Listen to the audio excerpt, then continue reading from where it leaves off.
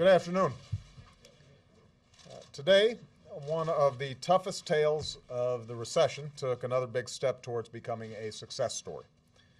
General Motors relaunched itself as a public company, cutting the government's stake in the company by nearly half.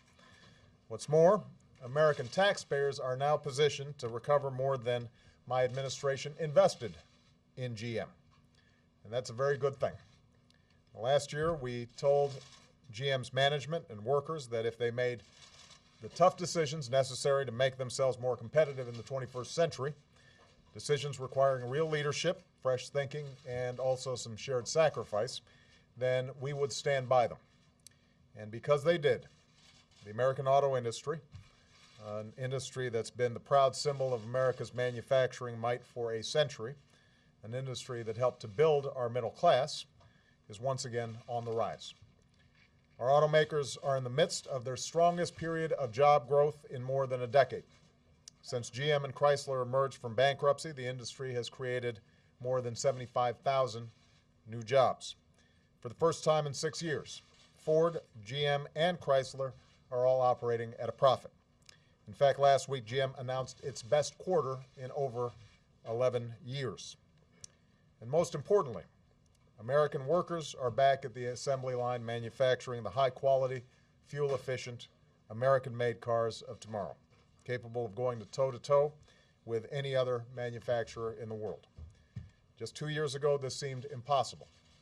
In fact, there were plenty of doubters and naysayers who said it couldn't be done, who were prepared to throw in the towel and read the American auto industry last rites. Independent estimates suggested, however, that had we taken that step, had we given up, we would have lost more than 1 million jobs across all 50 states. It would have also resulted in economic chaos, devastating communities across the country and costing governments tens of billions of dollars in additional social safety net benefits and lost revenue. Now, that wasn't an acceptable option, to throw up our hands and to quit. That's not what we do. As a country of optimistic and determined people who don't give up when times are tough. We do what's necessary to move forward. So these last 2 years haven't been easy on anybody.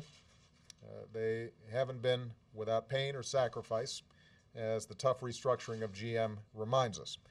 And obviously, we've still got a long road ahead and a lot of work to do to rebuild this economy, to put people back to work, to make America more competitive for the future, and to secure the American dream for our children and our grandchildren. But we are finally beginning to see some of these tough decisions that we made in the midst of crisis pay off. And I'm absolutely confident that we're going to keep on making progress. I believe we're going to get through this tougher and stronger than we were before.